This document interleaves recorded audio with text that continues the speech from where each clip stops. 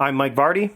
Meal planning is important because it prevents us from being a disappointed wreck when dinner time comes around and we have no clue what to make, or even if we have the ingredients to make the meal. It's a time and a money saver, but most importantly, it frees up valuable brain space. Creating a meal plan prepares us for the week to come and gives us peace of mind that we're organized and can feed ourselves and our family. That's why I do it, and that's why Plan to Eat helps me do it. Your subscription includes access to the Plan to Eat website and fully featured mobile apps on iOS and Android. And Plan to Eat gives you the tools to clip and organize recipes from any website, the ones your family loves and that fit your dietary preferences and needs. And you can create a meal plan around your schedule. Then what happens is the Plan to Eat software automatically creates an organized shopping list based on your plan. So sign up for your free trial at plantoeat.com/timecrafting. That's plantoeat.com/timecrafting. The coupon will be automatically applied to your account and can be used when you're ready to subscribe. It's valid for new customers only. Give Plan to Eat a try today. And this is the Productivityist Podcast.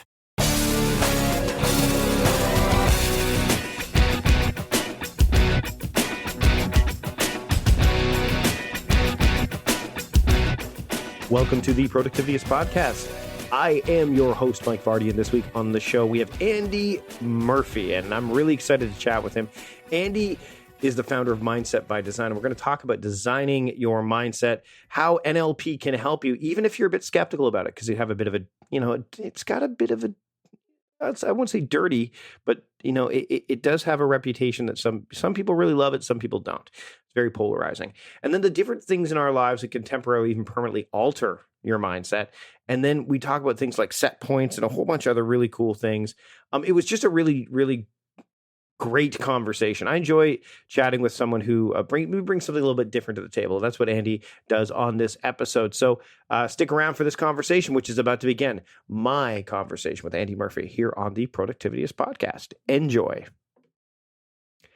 I'd like to welcome Andy Murphy to the Productivityist Podcast. Andy, thanks for joining me today. Oh, I'm pumped, Mike. I'm really excited about this.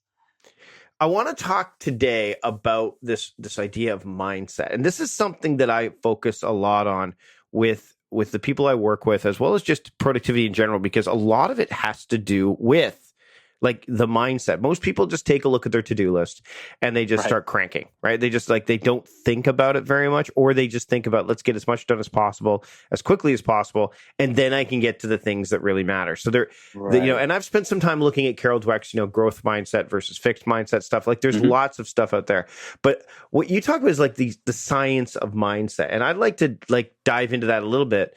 Sure. But before we do, what makes you qualified to talk about the science of mindset? I love that question, Mike, because there's so many people out there that are just not. I've done this for over 15 years all over the world, worked with clients from Saudi Arabian royalty to CEOs running $300-400 million projects, worked with the top internet marketers in the world, the top network marketers in the world, the top Forex traders in the world, the top Amazon guys in the world. I've worked with abuse victims, post-traumatic stress, and everything else you can possibly imagine to create, just people into awesome human beings. So when it comes to tapping into the idea of getting in the right mindset, or just the idea of understanding how mindset plays a role in success and in thriving rather than surviving. Okay, let's touch on that a bit. So sure. Where do most people fall down when they start to explore this thing? When they start to think about it, where do they normally get stuck and then fall back into old habits? Yeah, it's beautifully said. The first thing that people are going to understand is that your brain and neural nets and these patterns that are playing in your head, or the movies or whatever you want to call them, they work just like a muscle. So when people start to understand that they've been pumping a certain parts of their brain or beliefs or the way they're thinking, feeling, and acting all of their life, and that muscle, if you want to look at it this way, it's like Arnold Schwarzenegger muscle. It's big, it's thick, it's strong, and it's easy to do that habit. So when people come to make changes or go, come on, I'm going to do this now, and they get all pumped up, the challenge is that's not going to last long. And it's not going to last long because the neural net or the new version of them hasn't been built. So you're playing like an old version of you, like on a movie screen. It's looping in the background of your head. So for someone to feel, think, and act and perform a different way, first of all, we've got to get off that old muscle and switch on a new version of you. And when people can really start to understand that the way they see the world, the perspectives, their motivation is all connected to chemicals in their brain. It's all connected to beliefs about the future, money. It's connected to the attitude of what they're about to do next, how they're going to get that done. Then what we have to understand is that the logic brain, which is the prefrontal cortex that most people work off, that's the decision-making bit, isn't really anything to do with your performance. It's just making decisions in the moment. So what we've got to do is really prepare the brain like an athlete getting ready towards an event. When I work with entrepreneurs, it's the same thing. We're training that brain or that muscle. Instead of it being on the outside, we train it on the inside, and we want that to perform a certain way.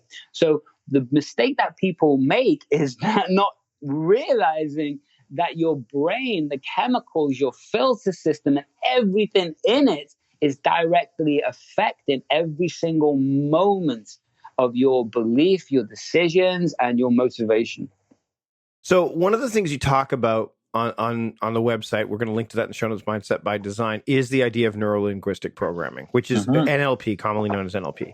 Now, a lot of people balk at that. They balk at this, and when I'm looking at your stuff, when they feel, and I've come across this before, there's lots of people out there that use NLP really, really well. In fact, so well that you don't even know that it's being used, right? Like, especially it's called the internet. Yeah. It's called the internet. Actually, that's a really good point. Every movie that's ever been done, every advert that's played on TV. Every social media outlet, right? Like, there's a lot of that stuff going on. But let's talk about how you can leverage that to affect, your mindset in a positive way. You can also do it in a negative way, obviously. Absolutely. But what's, if someone, first off, touch on what it is, like just like a Cliff's Notes version of it, because I think some people might go, what's NLP? They may have heard of it, but they're not quite sure. And then secondly, how they can leverage it like on themselves, because I think a lot of people balk when they feel like it's happening to them as opposed to them kind of doing it to themselves, so to speak. Right. Well, I love that you brought that up, because the thing about NLP, I don't just do NLP, but I'm a world leading expert at it. And it's basically what I've found. It's the best user manual for the brain that exists. It teaches you how to repeat patterns. It tells you how to break patterns. It shows you the structure of memories. It shows you how to retrain your brain to do anything. So what we're talking about is the conscious and unconscious mind. And the conscious mind is that bit of your mind that me and you are talking in right now, Mike, but it's also that bit of your mind that psychologists, therapists, normal coaches, they just don't understand. They think it's talk therapy. Well, the challenge with it being talk therapy is if we understand the brain works like a muscle, Mike, and we go back to the past and start talking about the past or whatever it is, then that muscle is going to start to grow and that habit's going to start to get easier to do. And that creates destruction in someone's business or performance. So what we got to do is give people toolboxes so they can interrupt patterns, so they can change the focus in a moment, so they can switch and navigate through their self-talk in their head, so they can feel different, so they can switch on that motivation. And all of this is about really retraining that part of your brain that is blinking you, breathing you, affecting your lymph systems, your heart rate. That's called your nervous system or your body mind. So when we start to understand we have a conscious bit that's going to help us in the moment, and we have an unconscious bit which is running on autopilot, like the software that plays in the background of a computer.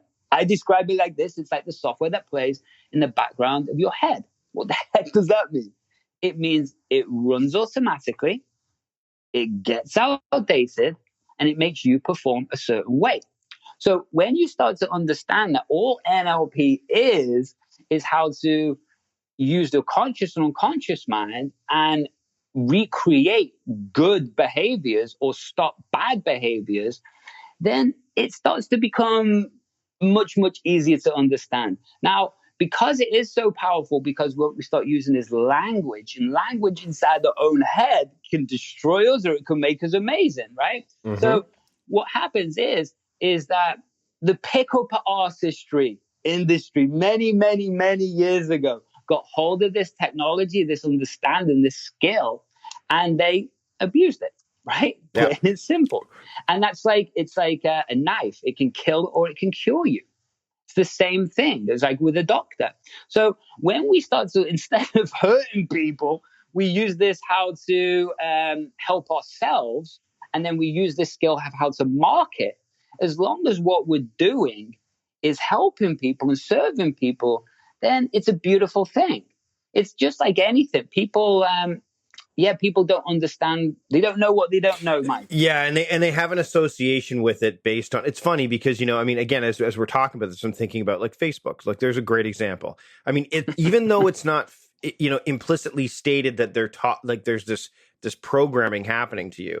The more you put into Facebook, the more that you get feedback on that's either going to reinforce your own beliefs or it's going to be the polar opposite. You know what I mean? Yes. Because and so you're seeing that. That's what's feeding. It's just actually before we got on the call, someone said, they messaged me on Facebook they said, we'll text later. They go, I don't like being in Facebook because it's a vortex. And that literally, I mean, I think that that's something to consider. Plus, when I talk about time and people don't feel that they have, that they don't have as much control over their time as they think. They work a 9-to-5 job. They're like, no, this is how it is. It's, what I think NLP can do, especially when it's, like you said, when it's used for good rather than evil, let's say, or for your own personal gain rather than, let's say, so it becomes this thing that you can, it helps you remove confirmation bias in a lot of ways, right? That idea that this is just how it is and this is the way it's supposed to be and that's the end of the story. That's not the case, right? Absolutely. And that brings, I love that, Mike. And that builds on to the next topic of understanding neuroscience.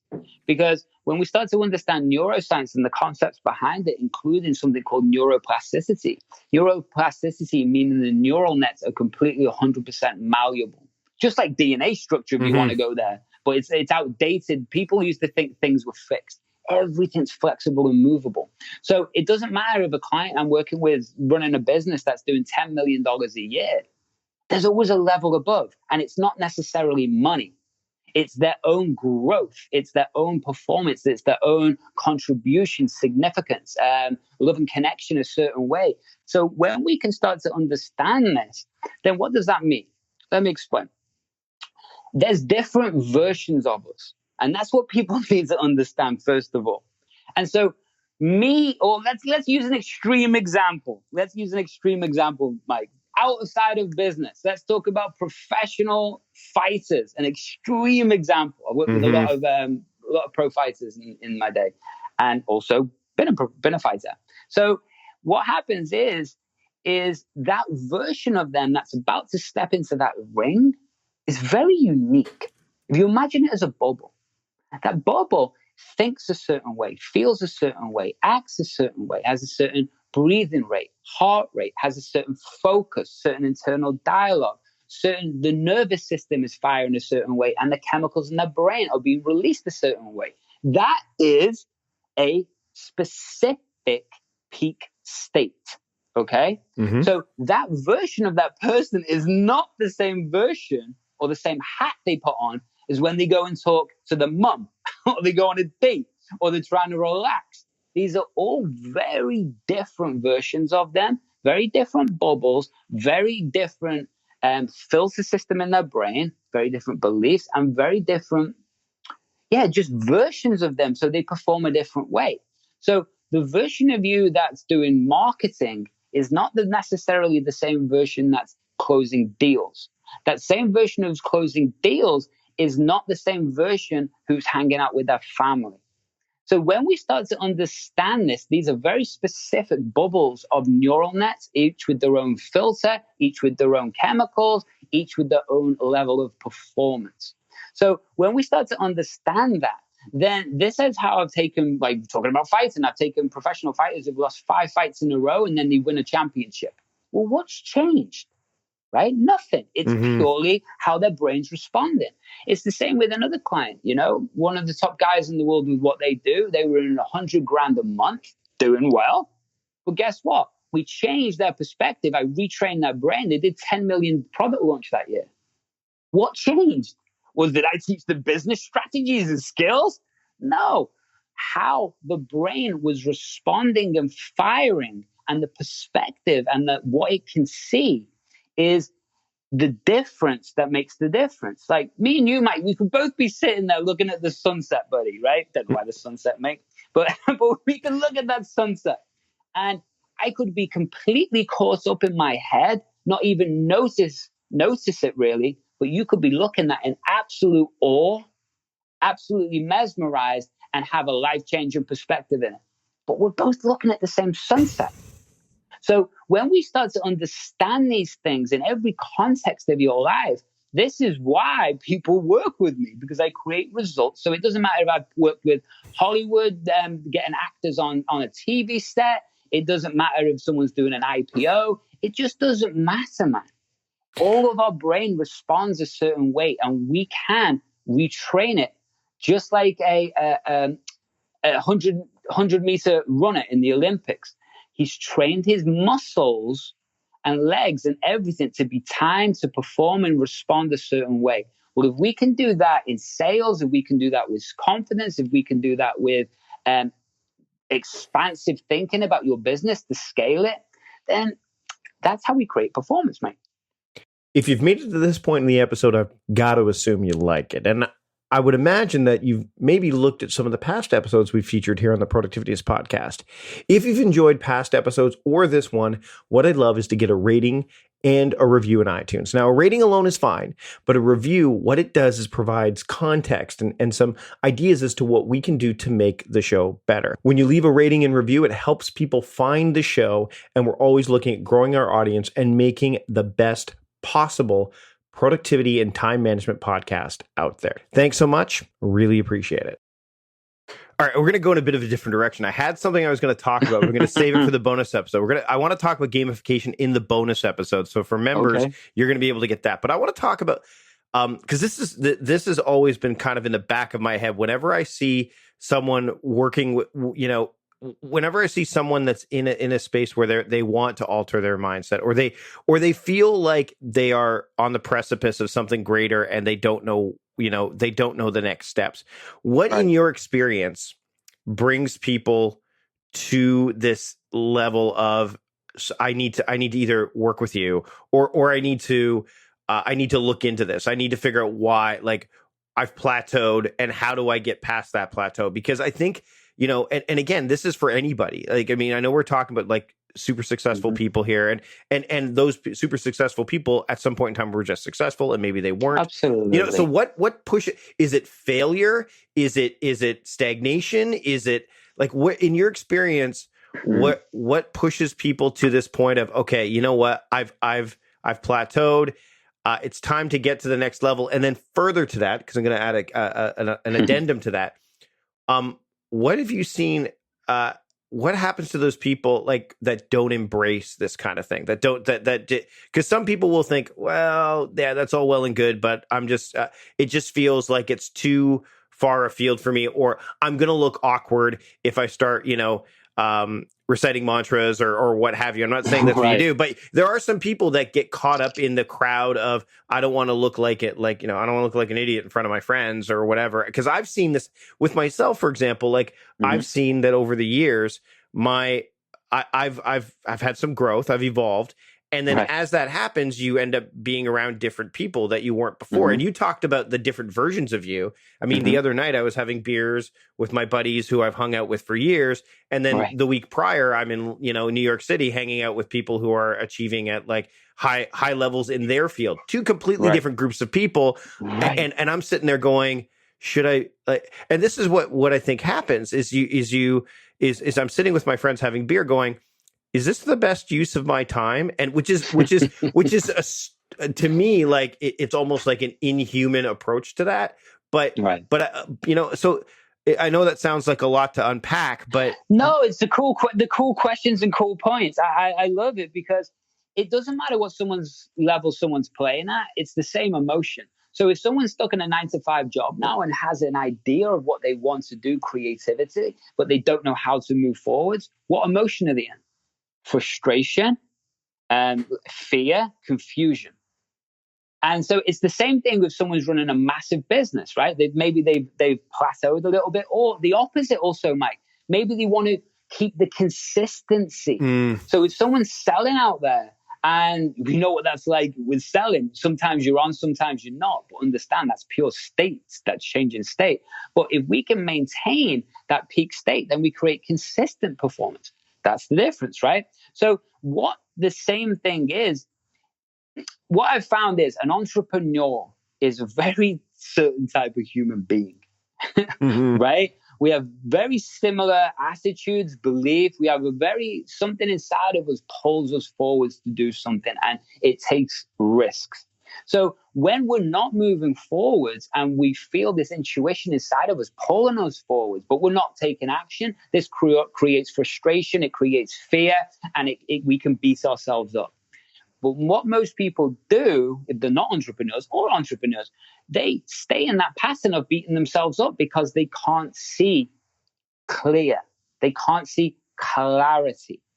So when you start recognizing that where you are is just where you are, and it's not who you are, then what that does is it frees us up to take the horse blinkers off the side of our eyes and actually open up to possibilities. And the way the unconscious mind works, if you give it one option, it will take it. If we create possibilities, if we create multiple options, it will find the one that excites it the most, and it will head down that path.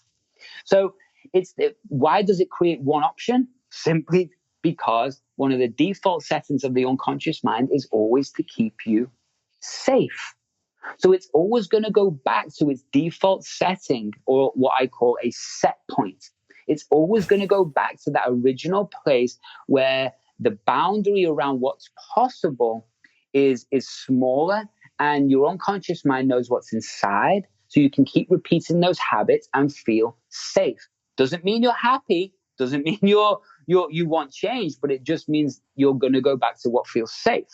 So what happens is when people then get clear and they go, right, we're going to step this business up this year. We're going to take this to a whole damn level, this different level. I'm going to become brilliant, which means I'm going to stop that roller coaster of my emotions. I'm going to create laser focus. I'm going to get clear with where the direction of this is. And I'm going to switch my motivation on each day so I can go and connect with those people. Well, once you're in that frame, guess what? That's being pulled forwards towards a vision. That's being pulled towards a mission or a purpose. When we can do that, then does it really matter? Like Elon Musk, let's talk about Elon Musk. Do you think about the amount of people that must have come around Elon and gone, Elon, you're crazy. What are you doing? What are you doing trying to take people to Mars? What are you doing trying to change the world with different energy? What are you doing trying to change the world with PayPal? What are you doing? Well, guess what? Like you said before, Mike, we grow, we evolve. And as we grow and evolve, that network around us grows and evolves and changes too. And that has to happen.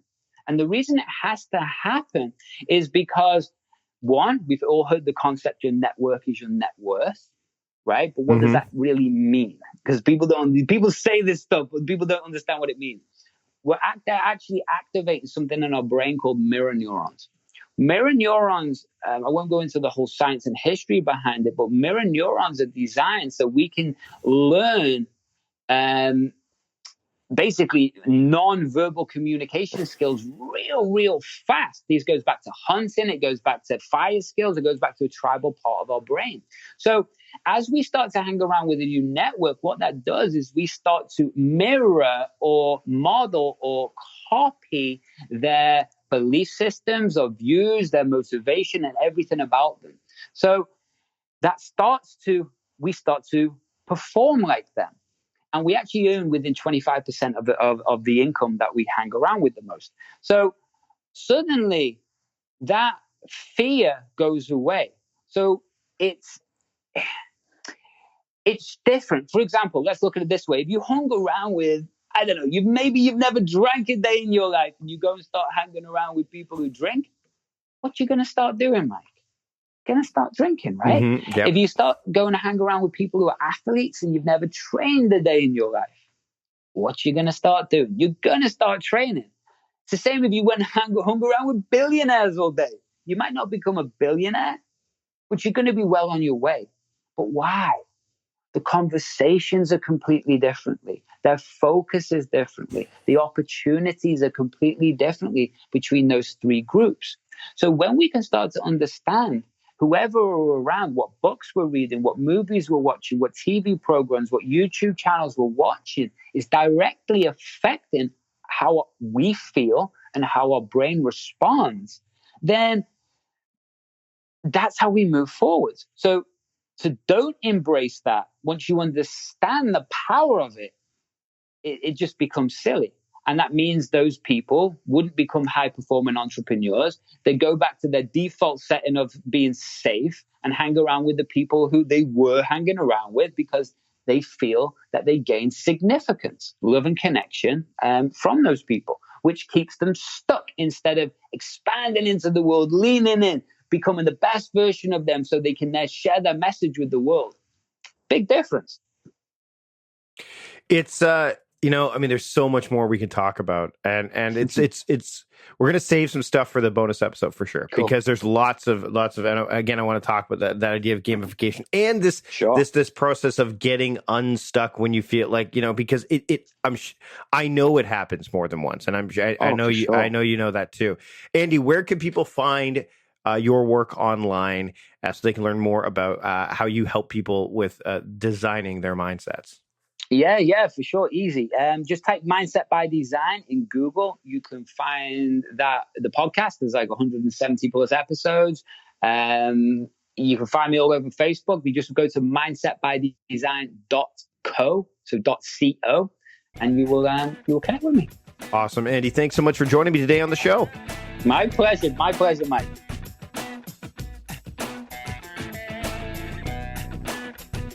And there you have it. Andy and I had a great chat. We have more to discuss on the bonus episode, which is for members only. And we talk about the idea of gamification and wisdom and a whole bunch of other things, and maybe just one more thing since it's called 3 more things. But you can join us over at productivityist.com/membership to learn more about that, as well as all the other benefits you get with becoming a member. That's it for this week. Thanks to John Polster for editing the podcast and producing it. Thanks to you for listening. And I look forward to seeing you next week as we bring you another episode of the Productivityist podcast. Until then, I'm Mike Vardy, the founder of Productivityist, reminding you to stop guessing and start going.